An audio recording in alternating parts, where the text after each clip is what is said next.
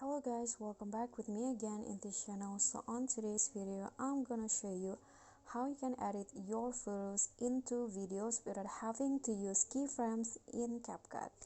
So this one is pretty easy. You can just import your photos into CapCut like this. Then you can adjust the durations of each photos into your liking. And after that, to make it move or to make it into a video, you can just add animation. So just click on each photo and then go to animation. Here you can choose between in or combo.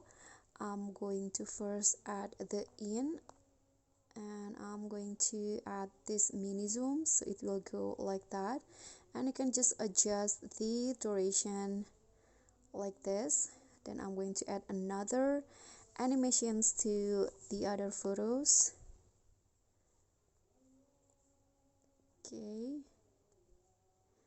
for this photo I'm going to use the combo animation, and for the last one I'm going to select the in, like the first one, the mini zoom. Okay, after that you can just click on the check icon, and after that your photos will turn into videos like this.